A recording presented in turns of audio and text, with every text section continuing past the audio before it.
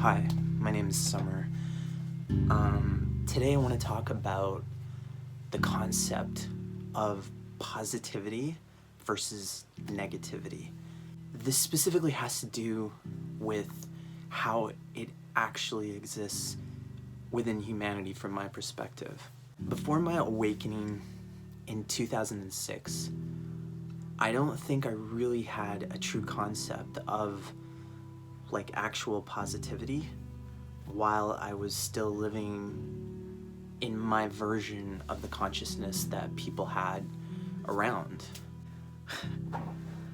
I don't mean to say this in a negative way, but technically, as far as I see it, the entirety of humanity, save for what we would refer to as positively incarnate masters, people like Jesus, Buddha, the people we would consider to be Christ's avatars. Other than that, the rest of us, we're all negative.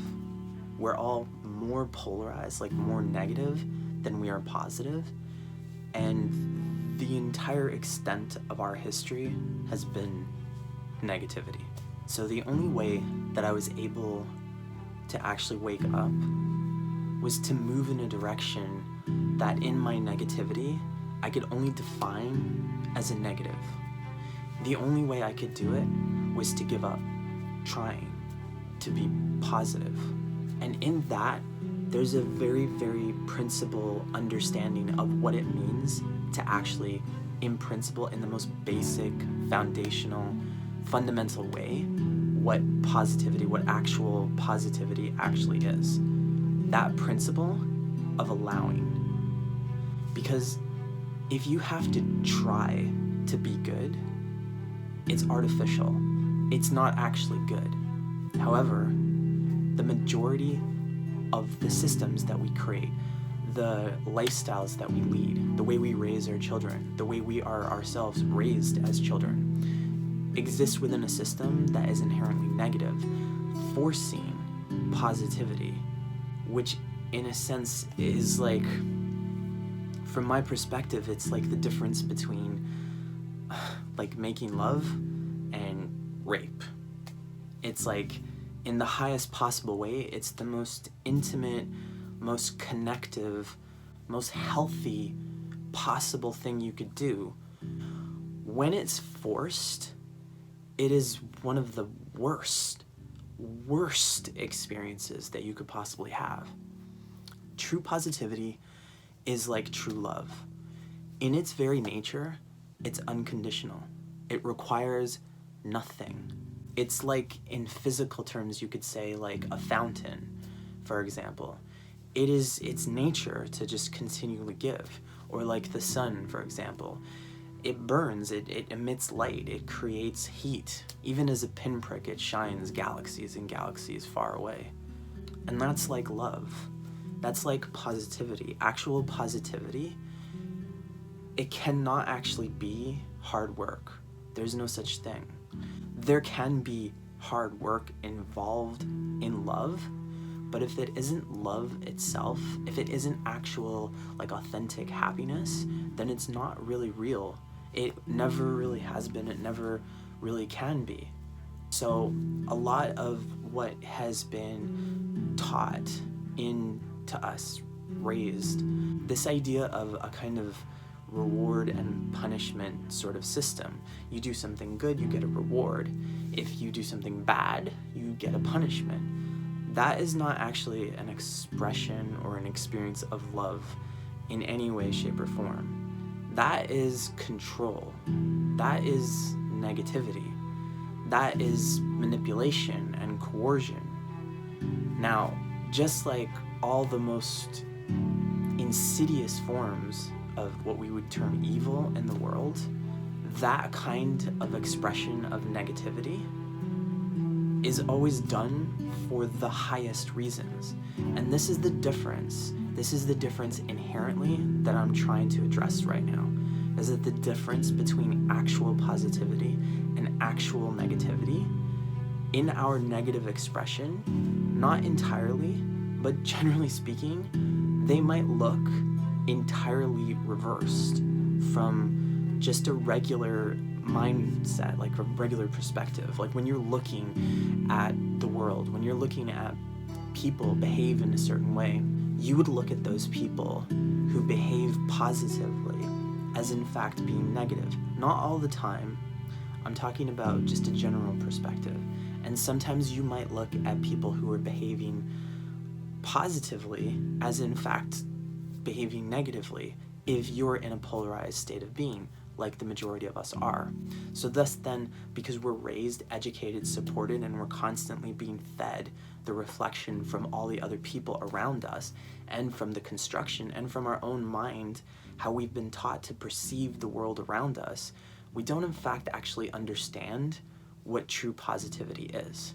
Now, I'm not going to say that even right now my expression is an expression of positivity.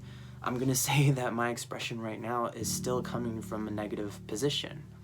But at least in the intellectual explanation of this, I might be able to convey some aspect of like what true positivity is. Because if I was expressing true positivity, you would perceive it in a polarized way. You would perceive it more than likely as your greatest fear. And the reason why I'm saying this too is not just for the idea of interacting with extraterrestrials in the future, or masters that exist currently and previously in our history. I'm also talking about it in terms of like how we view people just on a daily basis, and how we regard, differences in people who exist in the world. We can only perceive something based on our own personal understanding of it. So one idea of this was pretty interesting for me to understand was when the masters showed me like an experience of what it means to actually be completely independent onto my own perspective. And I recognized at that point that it has been and always shall be actually impossible for me to communicate with anybody on the planet. You are not actually hearing what I'm saying in the way I'm saying it. All you're hearing is vibrational notes that have been ascribed a particular meaning within your framework experience that is superiorly unique to your story, to your experience. And you can only identify the words that I'm saying based on your own experience. Until you have the experience of actually falling in love with yourself to a certain extent, you will only hear pieces of what I'm saying. In terms of an awakening experience, really only those people who have awakened or who have begun to awaken can really hear what's being said by those who already have awoken, to whatever extent, to whatever principle that they actually exist. Even the positive experiences that tell you what to do and how to perceive the world, you still have to be willing to consider the exact opposite as being the solution. This is the whole reason why I was able to wake up to begin with. Because at the moment when I was struggling the most, trying to do things that everything in my being was teaching me was the right thing, I finally realized that the struggle was so enormous to try to go in that direction that I considered doing an insane thing. I considered just letting everything fall to pieces. And because I did that, I awakened. And I awakened in an incredibly physical way that I never even knew could exist. It's what people term a Kundalini awakening. It physically changed my body. It physically changed my alignment, my structure, my interaction with life.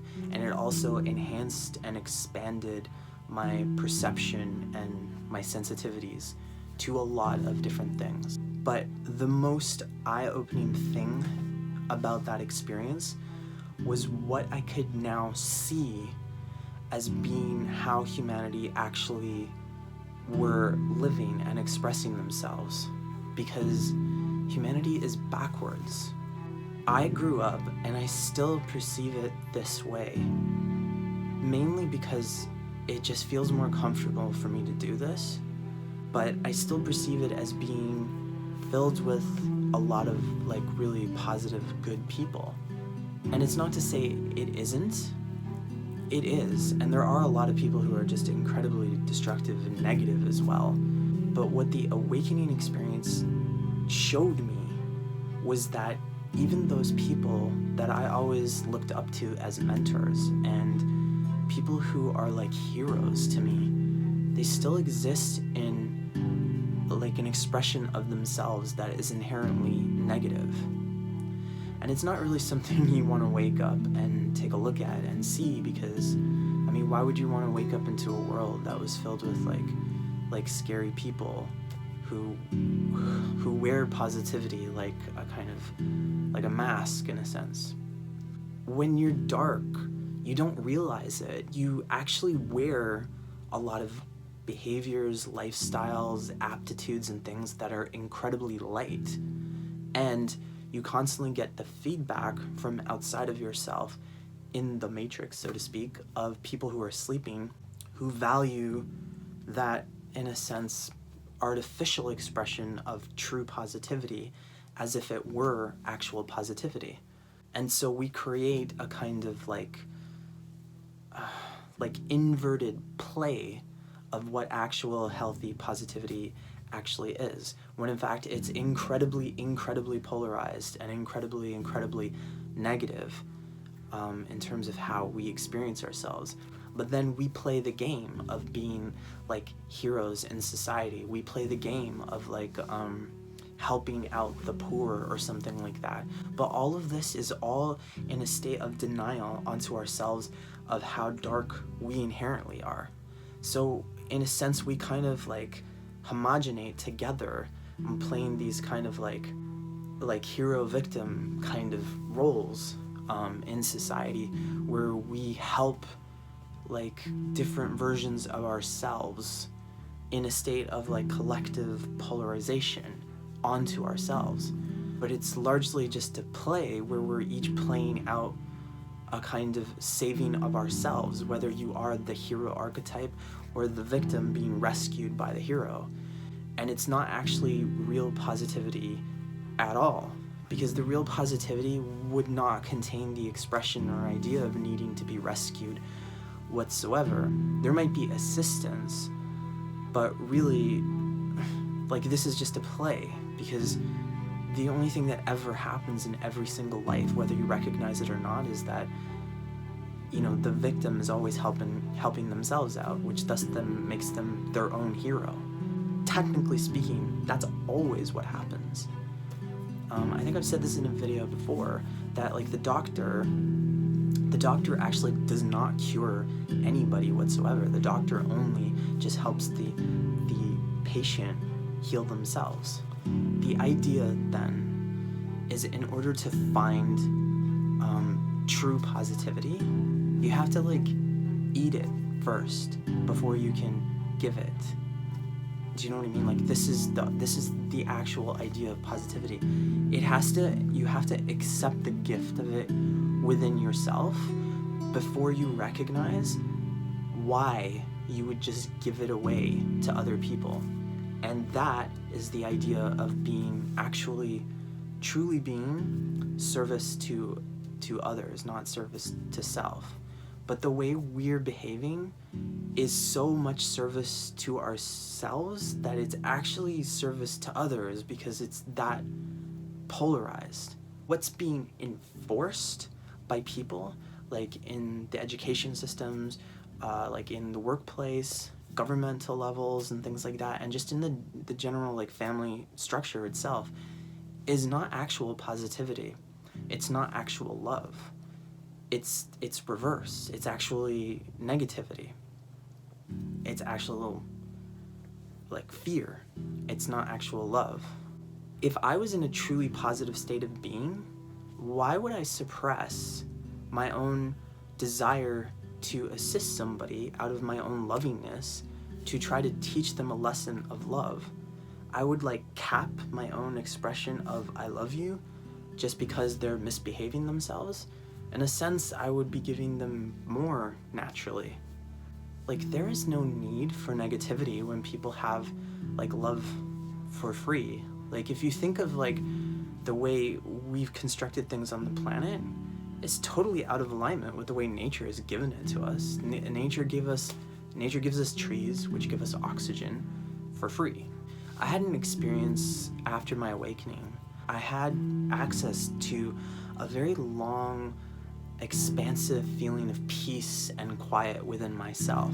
Right after this happened, me and my father got into an incident about something. He got angry at me and then just started hammering and hammering and hammering into me. And he kept hammering and hammering and hammering until finally I got mad and I got angry at him and I yelled at him for him to stop, basically.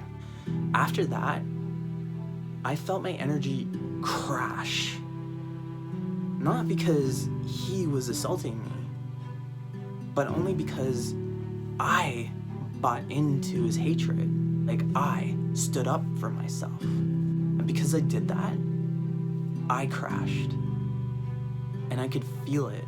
And it literally took me, like, in terms of the kind of mindscape that I had of like this like expansive feeling of peace that I had inside of myself, I was experiencing that for, at that point, God, I don't even know, maybe like a year or something like that straight. And only when I had this incident, only when this one incident happened, did the whole thing just crash, and I broke my connection by giving into the anger that was still available inside of me to like get mad at him.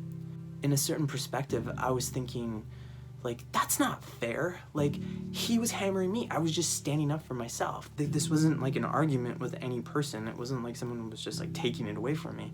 It was just the physics of like what happened. It was like because I bought into his incredibly insistent, powerful need to fight me, and I met it with fighting, that I damaged myself. And I lost that piece. It took me like a week and a half straight of trying to like do everything I could do to try to bring myself back into that state of being. And it was like horrible. Like when you have that expansive state of being and you use it for like a year straight, for every interaction and everything you do, everything you think, every way you move is all out of that state of peace, and then suddenly you crash like that, you're just in this horrible hell that you put yourself in. Why would there be a condition for love? Like, it's free. Its nature is loving, right? It's not like an earning of love or anything like that. It's utterly, utterly free. It's just like the kind of love that like a dog gives you. Like, the dog will just keep licking and licking and licking you. It doesn't care, because if you want to hold your center, and if you want to stay in a continuous state of like your own happiness, you would never retract it because someone was not doing something right. It's like that would only hurt you. Like, you never injure yourself to teach someone a lesson. So the idea of like punishing your child or something like that, or like punishing people who are bad people in society, that doesn't do anything really. It just teaches them to obey you. It just teaches them a system of like control. It's not actually an expression of love, and mislabeling it like it's tough love or something like that, it's not actually true. It's like a giant play that everyone in society is playing constantly. And we design the costumes and we put on the performance, and we're constantly on stage performing and acting all the time with each other in the play of goodness that evil people play, because there isn't really nothing else to play, because all the best stories are like positive. They're, even at our most negative, we're always trying to be good, or we think we are good. We think we're positive. That's like the only story really that there is. Everything else is It's just some warped version of what true positivity is naturally. My name is Summer, and like I said, if you like this content, please like, share, subscribe, and let me know what you have to say. Thanks for watching.